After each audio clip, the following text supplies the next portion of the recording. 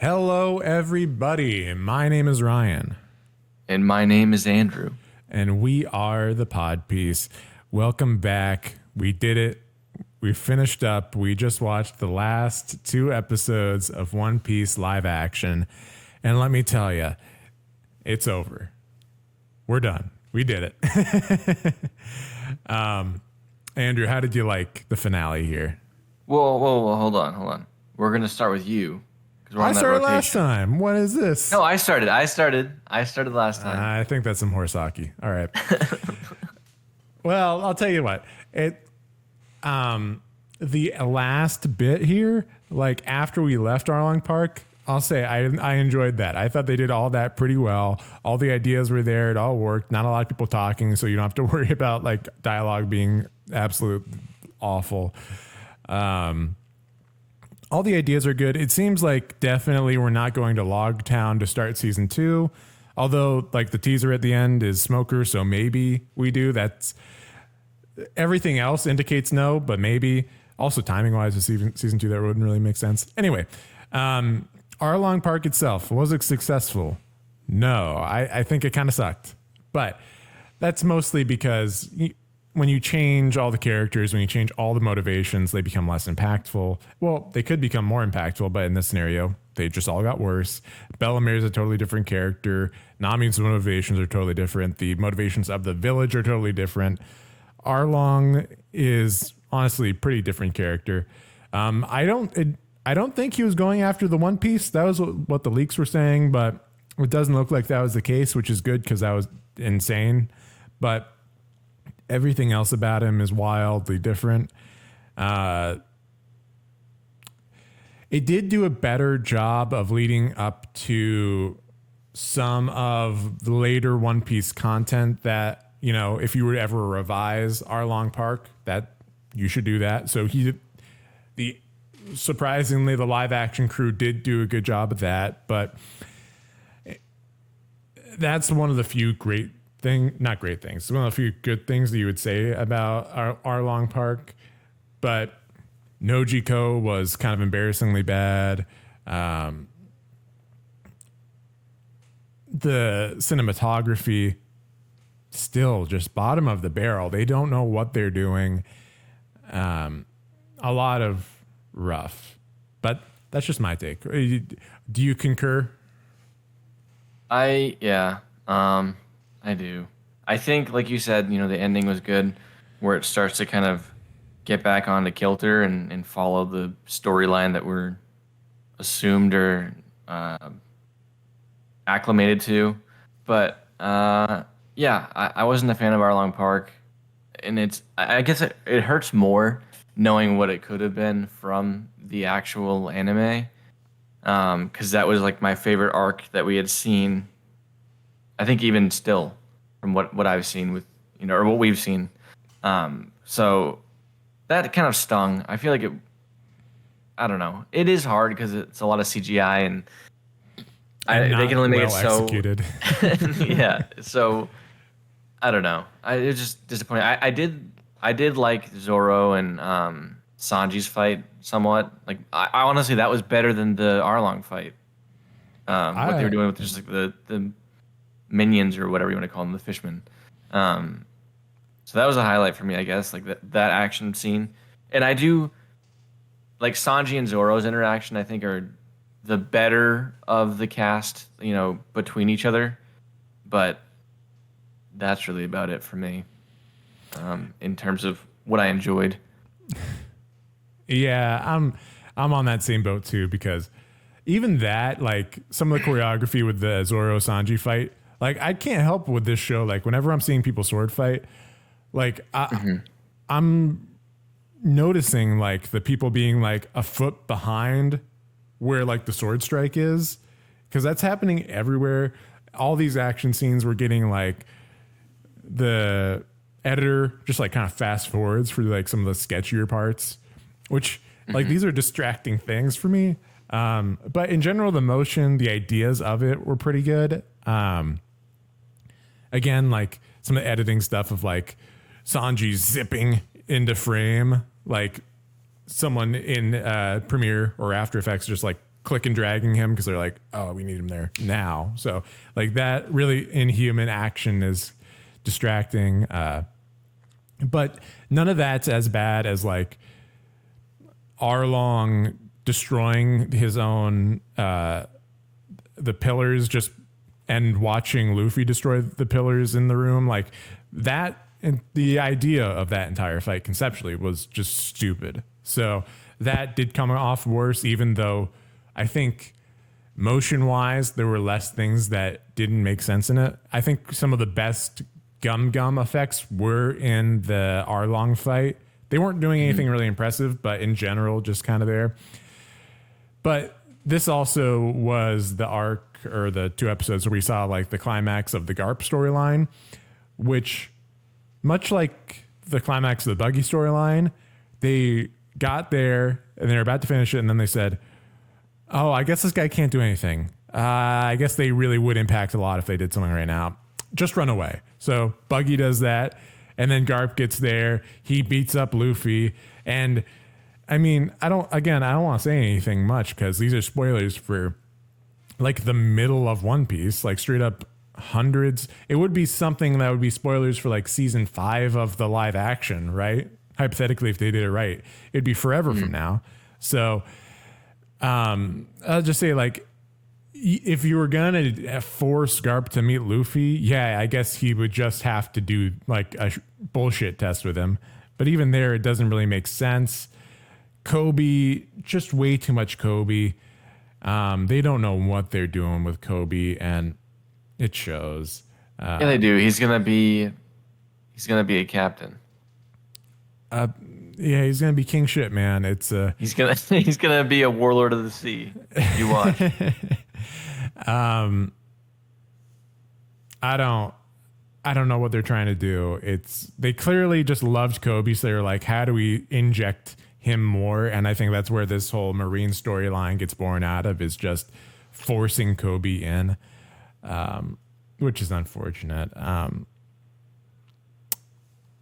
Other things, I mean, I mentioned it briefly, but like Bellamir's character just kind of turning into a mom as opposed to Bellamere is kind of disappointing, because Bellamere was a mom, right? But we had more to that character than that. She was a conflicted woman because she wasn't someone who should have been a mom, probably, but because of life and circumstance, that's how it happened. And it was a beautiful thing that it happened in the original story. But here, not so much. She just kind of acts like a somewhat older mom. So that's what it is. Well, and even, when we mentioned when we watched Arlong Park, like, or I believe I mentioned, like, that was super emotional. Like the scenes with Nami's backstory and like getting into all of that, like super emotional. And you would think, having actual actors portray that would be even more, because you have like a physical or whatever it is for like where you see a human, like their emotions, and you have empathy and whatnot. But it's just so flat that you don't feel anything. Like nothing felt impactful in terms of like Nami's past, or even, when Luffy gives her his hat and that whole scene happens. Like, I didn't feel anything that I should have. I felt bored. That's the unfortunate thing, is for the most part, the only thing I felt was bored. Like, I wanted to check my watch through a lot of it. And it's a weird contrast because I was bored, but at the same time, they were rushing insanely. Like the Nami backstory, there was no motivation to anything because stuff just kept on happening. Mm-hmm. Like there was no setups. It was just, oh, Nami stole a book. Okay. Nami returned the book. Oh, that's different. Oh, okay. Why? But I guess Arlong's invading. Oh, and now they shot Nami's mom. Okay, that's it. There was no time for me to care, but I was also shot in a way that I was hoping it would end sooner. Like it was a failure for a very early highlight in the show, and yeah, for a lot of fans, one of their favorite arcs in general. So, but that being said, I don't know how much it failed, because clearly so many fans loved it. I mean, it seems like we're being contrarian to a lot of the community here, because it seems so many people are really into the live action, but gotta be honest with you guys. Like, no, there's nothing actually in general good about the show. It was a failure on a lot of levels. Even just like, forget all of like the nerdy cinematography stuff, which to be honest with you was so atrocious that like even a casual viewer would get fucking dizzy watching the show. But also just from like a One Piece fan perspective, it's like, I didn't get any of the East Blue in this. Like, if you cared about the Baratie Sanji's backstory, I guess it sucks to be you. If you cared about Arlong Park, it's like, oh yeah, that is kind of the outline of the story. Like, it's the drama of having only 8 episodes to do it, but then also they didn't have the skill to make you enjoy those 8 episodes. It was extremely taxing to watch, to be honest with you. Well, even missing the entire like mini arc or whatever it was with Don Krieg, like that was like a few episodes, right? Where it's not a mini like, arc. That's the whole Baratie is Don Krieg's arc, and they just cut it out. Yeah, I don't know, and that's part of the start of building emotion in the series. I think when I was watching it for the first time is like the Baratie and getting through that entire portion, like maybe a quarter of the way in up until the end of it is like you're meeting Sanji, Zeph, and all the characters kind of intertwine with Don Krieg and his crew, and then you're realizing the motivations of everyone. Like, you're getting to know the characters, but like you said, we kind of just blasted through that, added Buggy in, and then I don't even know, and then went to Arlong Park. Yeah, the Deus Ex Machina of Buggy, which you would have. The only way that would have worked is if everyone just loved that interpretation of Buggy and was like, you couldn't get enough of him. And for us, at least for me, I was like, I didn't like him in Orangetown, Mm-hmm. It sounds like a lot of people did like him. I don't know. Like the only thing I can say for my explanation in my head to why so many fans are loving this is, to a degree, confirmation bias. Like, they really wanted this to be good, and it's something shot with modern cameras and seemingly has a lot of money put into it, so they just want to love it. Like, I think for a lot of them, they look at that Arlong Park falling down as like the end of Lord of the Rings trilogy, where the Eye of Sauron explodes, which is like one of the most amazing shots in cinema history. And like, that's the kind of thing that like, oh yeah, it kind of reminds me of that, but done 20 years later and kind of worse. So I think these are the moments that the fans are jumping onto as like, oh, but did you see this? Did you see that? It's like, yeah, I also saw Syrup Village. Like, did you see any of that? Because that sucked a dick. And the invention of the Garp storyline does nothing but a disservice to the actual character, who should, to us, we shouldn't even know. But if we do know Garp as a character at this point in the story, which, would be an interesting decision in and of itself. But if we did know him, very little. It should be a huge mystery about what this guy's all about. Instead, they spill the beans on him at the very start of the show. So maybe they had to do that because, frankly, without that, everyone's just going to be looking at that as a, what the fuck is this storyline? So, but even if with you think about it, I mean, it's still that. So I think if they just didn't have that Marine storyline, then they could do the original story. They could have had a Don Krieg, like at least 30 minutes of Don Krieg. You know what I mean? Like, someone needs to add up how much time we spent with the Marines that is additional, and see how much screen time we could have had for like legitimate important scenes. Because I don't think, like, even Luffy meeting him, I don't even think that was like impactful at all. Like, what ended up happening? Like, he just told him, "Good for you for wanting to be a pirate. Let's leave now." Like, I don't know. Maybe because I'm missing portions of it because I don't know the character yet, but it was just pointless. Well, it's like teaching you a lesson, but there's no lesson taught. Yeah. Again, I'm going to be quiet on it because it's like, it is doing something that is a part of the actual story, but for different reasons and at a way different time. So it just comes off as a bad idea. to me. And this show has so many of those just bad conceptual ideas and then building on top of that with bad execution of those bad ideas. But borrowing from a world that so many people have so much invested into and so much of love for, that they're kind of willing to forget that, kind of willing to say, screw it, I'm in. And, you know, the thing is, I get it at moments. Like at the ending, I almost felt like, yeah, all right, show me season 2. Like, show me what you can do, because I want to see, like, is this redeemable? At this point, I really don't think so. But they have the moments of, like, when we're just quiet and following the actual story. Yeah, why not? They just never do that. They never follow the actual story, and they're not telling their own interesting story. They're just telling an odd abridgment of what we already know.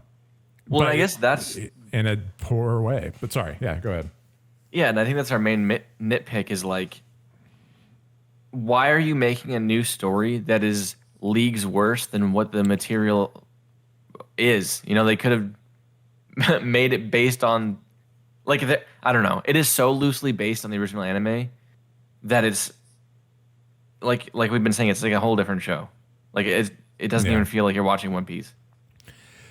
But the moments you do is like I'm saying at the end where they're straight up stealing. Like even the music, like literally might have just been ripped off of a movie, a One Piece movie already. You know, like it was straight up just the We Are song, like an orchestral arrangement. Maybe it was a different performance of that arrangement, but an arrangement of the orchestra that I have heard 1,000 times before. The very simple We Are thing. And that was the only effective music I heard in this entire show. Everything else was either wildly inappropriate and not particularly good, or just bad.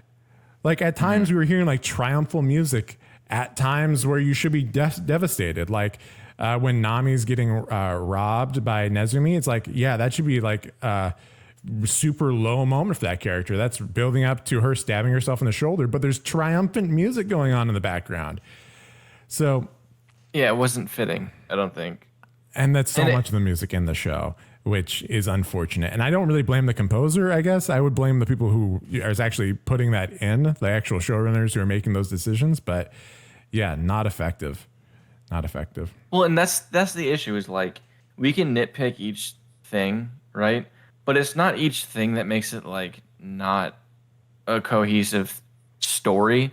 It's the fact that they snowball on each other. Like if the music doesn't match, like, and it really didn't in these last 2 episodes, like we were saying, where it's like triumphant music when they just Nami lost all of her money to buy back the village, and it just doesn't fit the feeling. When that doesn't work, along with the camera angles, along with the acting, and I don't know, it progressively just kind of hurts itself as it keeps going. And then as a person who knows the show, you just start thinking like, what am I watching? Because this, first off, is not One Piece, but then on top of it, none of it is good in and of itself. So why am I watching this to begin with?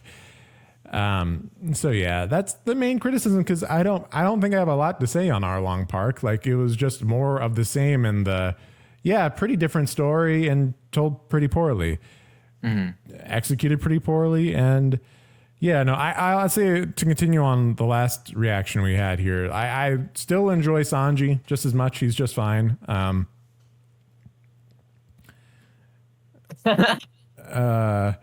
I don't like how Zoro felt more human in the anime than in the live action.